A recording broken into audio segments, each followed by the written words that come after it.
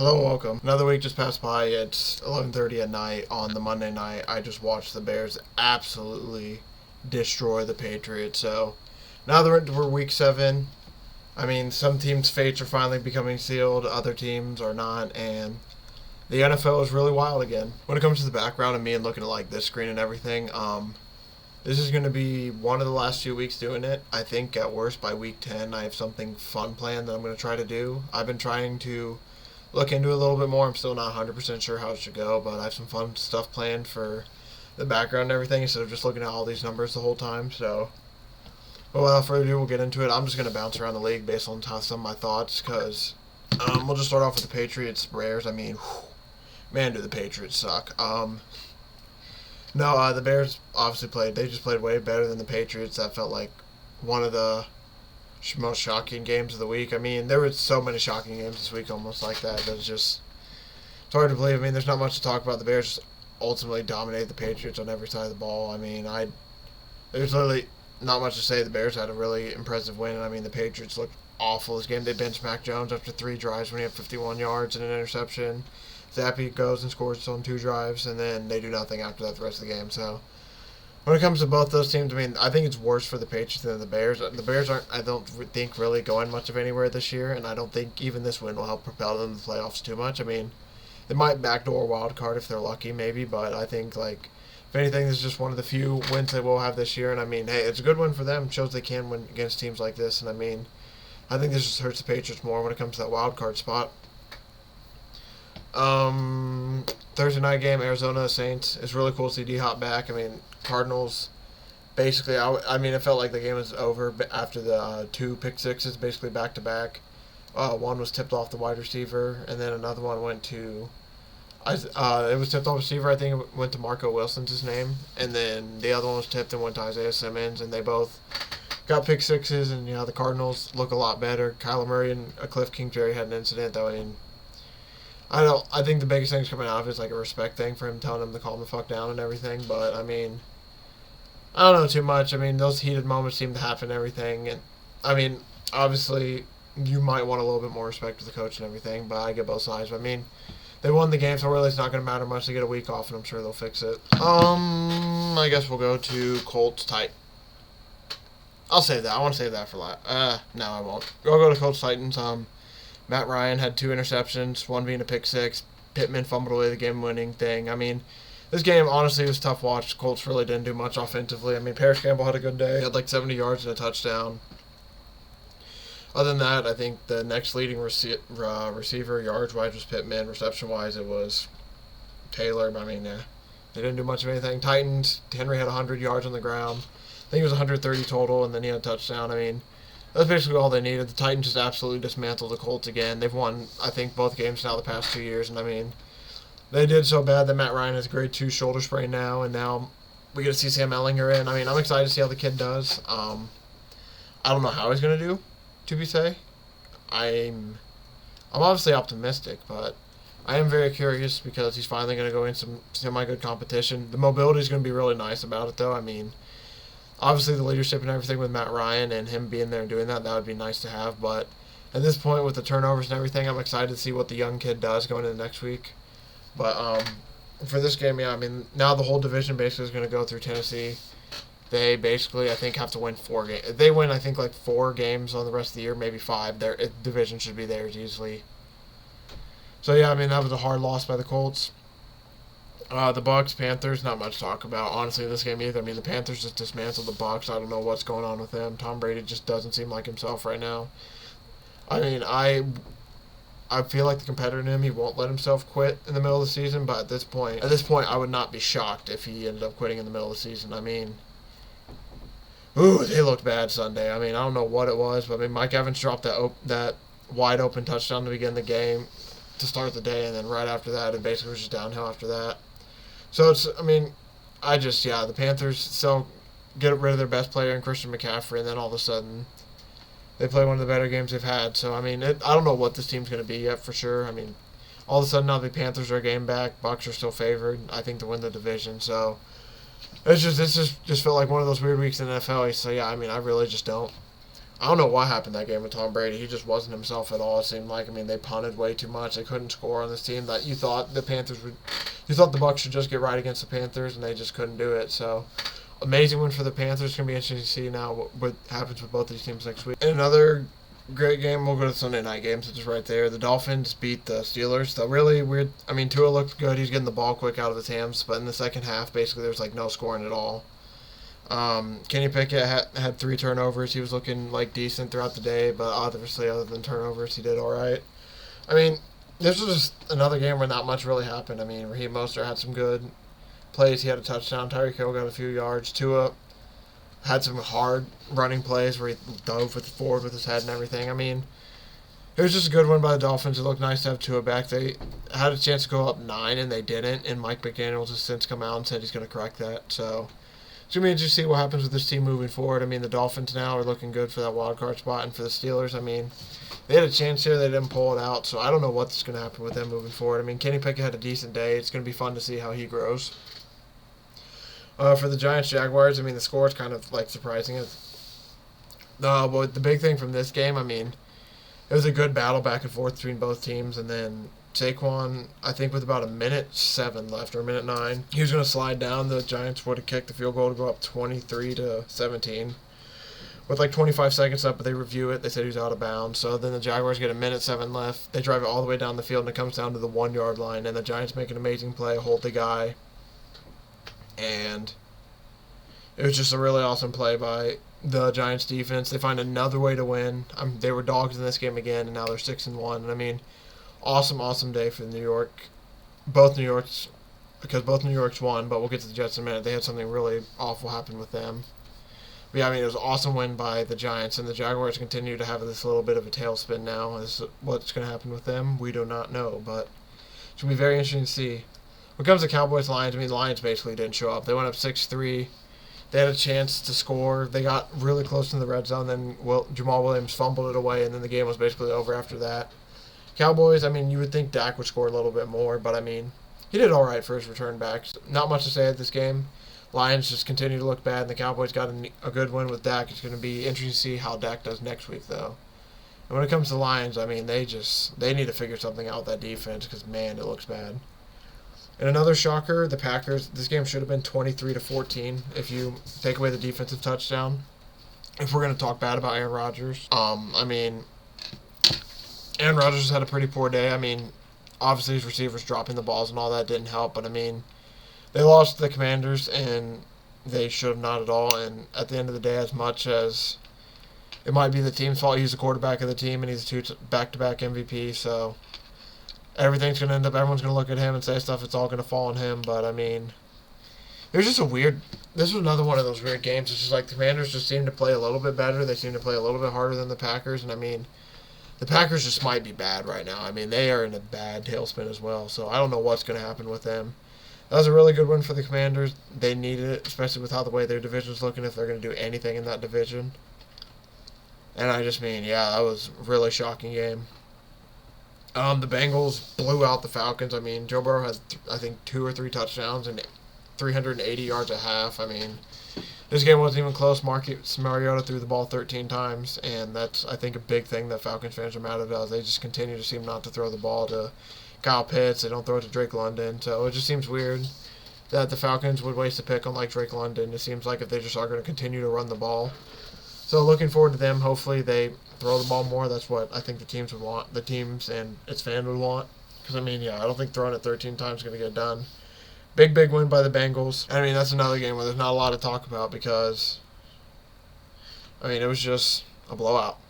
I mean, the Bengals just got up early, they beat them down, and that game was over. When it comes to the Baltimore Ravens and the Cleveland Browns, I mean, the Ravens, I think, were down early a little bit at one point, but, I mean, Lamar had a pretty poor day. I think he only threw for, he did not throw very well. I just remember I played against him in fantasy. He had 10 fantasy points, and, yeah, he just did not have that well of a day. And Mark Andrews basically did nothing, but, I mean, they find a way to get a win against the Ravens. I mean, the Browns are really, really struggling right now. I mean, they were hoping to be 500 when Deshaun Watson comes back, but, I mean, that's going to be – I mean, They just seem to be struggling a little bit right now, so it's going to be a big, like, do-or-die game against the Bengals next week. As for the Ravens, it's a huge win. Keeps them in fighting for the division. It's much needed.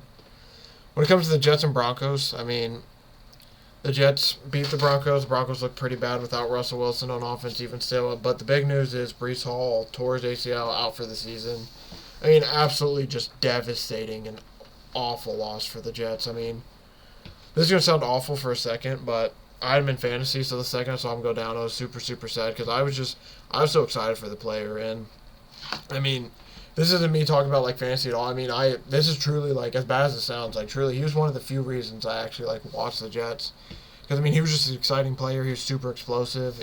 I mean, and he was doing stuff that you don't see every day, because it's not every day, especially now with the scoring down. You don't just see a guy rip open, like, 50-yard touchdowns, go for 30-yard touchdowns, and make plays every single week in and week out. So, I mean, it's just an awful injury for the player. I hope him a speedy recovery and everything, because, I mean, rehab's not fun and everything, and man, those knees, that's awful.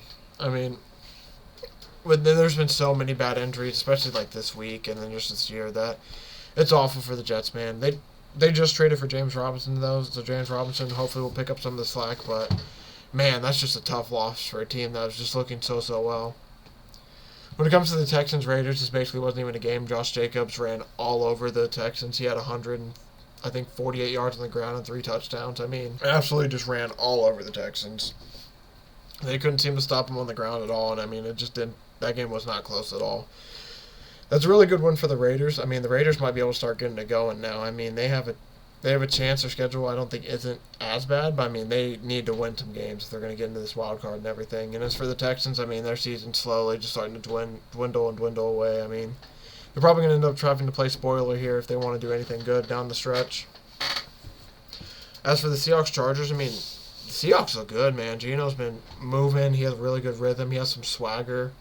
And that Seahawks group just seems to be, like, together and everything. And, I mean, the more it looks like, the more, especially with the Denver play, I mean, the more it looks like Russell Wilson might have been the problem in Seattle even. Because, I mean, they just look like a whole different team without him. They seem to be up and lively, having fun, playing together, playing hard. I mean, this is not the same Seattle team that we've seen, like, with Russ. Obviously, I mean, they're different teams, different times, and all that. But there's something about the Seattle Seahawks teams. I mean, they have a chance to win the division right now.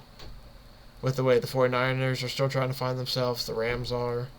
I mean, they have a realistic shot to win this division, and it's just crazy to think about that. Now, between them, the Rams, the 49ers, and the Cardinals, I mean, just like, there's a realistic chance that, yeah, any of those teams will win this division. So that was an awesome win by them. And for the Chargers, I mean, they just continue to just, like, I wonder what's going on with them. I mean, they have a bye week this week, so hopefully they figure some stuff out. They're going to be getting Keenan Allen back coming here soon. That's going to be a huge weapon. But, I mean, yeah, Mike Williams got hurt in that game too. But it's just like this Chargers team just seems weird. I don't know if it's the coaching, if it's like, I don't know what it is, but they don't seem right. And then the final game for Week 7, we have the Chiefs versus 49ers. Chiefs just look dominant. They found a way to get everyone touches. I mean, McColl had 3 touchdowns. They just found the way to throw the ball around and everything. Different guys every week are doing stuff. And, I mean, the Chiefs' offense is just fun. They're one of the few fun. I mean, they just dominated the 49ers, too, which and they were, like, in third and longs a lot.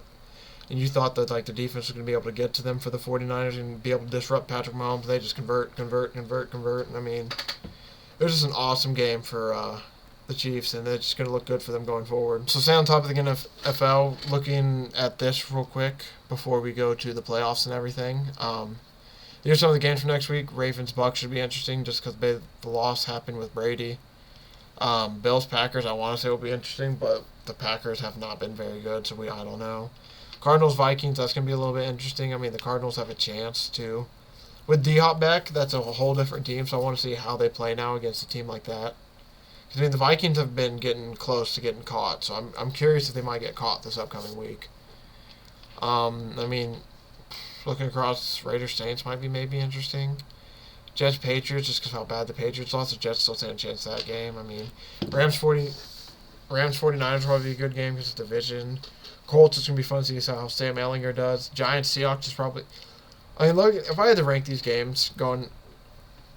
I guess my third favorite game to watch for probably be Cardinals-Vikings, just because I feel like there's something fishy in that game that could happen. Here, honorable mention, we'll do Colts just because I want to see how Sam Ehlinger would play. But, I mean, I think that he has a chance to make the offense go. But third place, if I had to pick my podium for games to watch this week, third place probably Cardinals Vikings. I'm interested to see how, with D-Hop back, how the Cardinals team looks against a real test. And this will be a really good test for the Vikings, assuming that the Cardinals play like they did against the Saints. I guess second place is probably... You know what? I'm going to do it. Second place is probably the 49ers and Rams.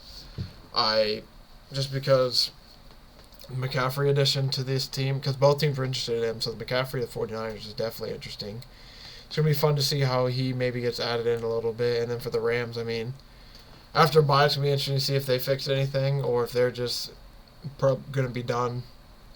And that's going to be a good game for the division because, yeah, that, like I said a bit earlier, that division's up for grabs right now, so it can be anybody's.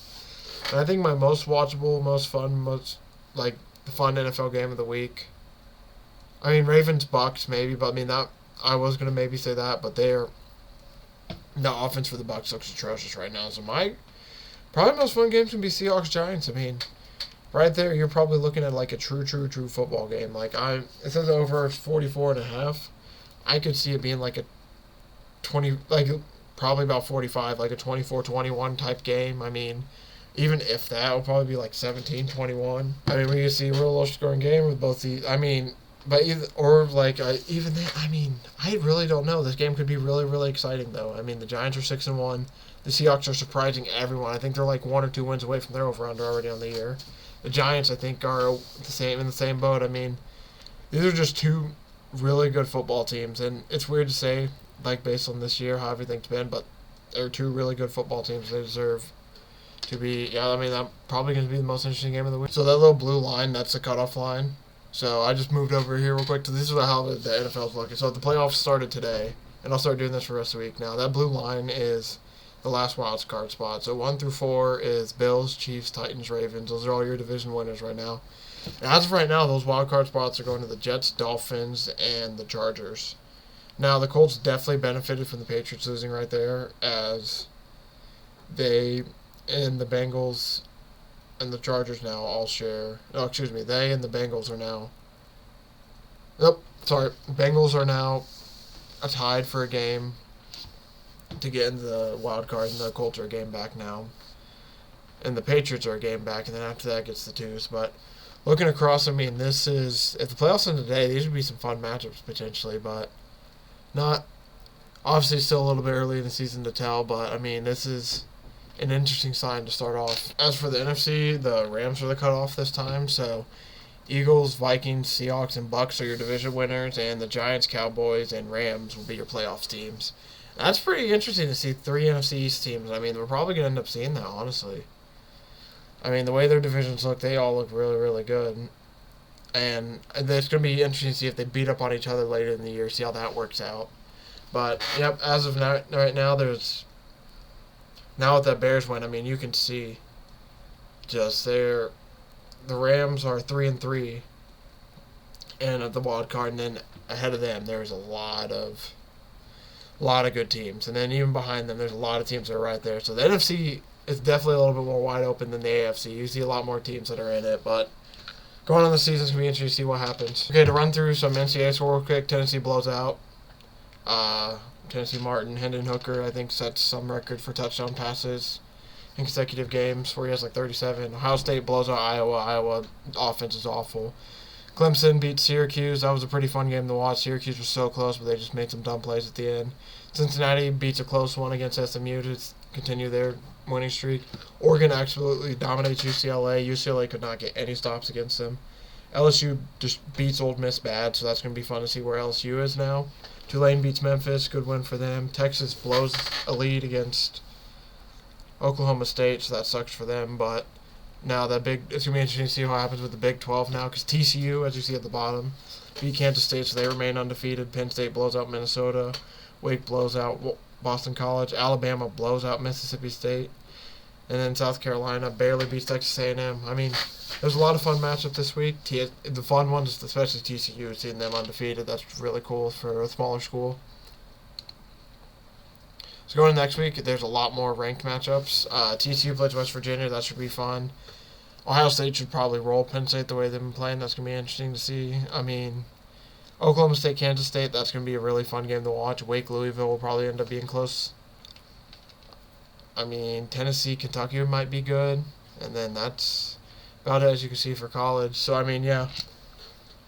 It should be a fun 2 week. This should be a fun next week upcoming in college because I mean, especially in the NFL too. I mean, both these leagues, it felt like there's wild stuff going on. There's a lot of teams that haven't been good before. They're good now, so it's just fun to see how all the teams are kind of equal to each other right now. There's a few top dogs still, obviously, and then there's everyone else. But it feels like both these leagues are a lot more even than they have been in years past.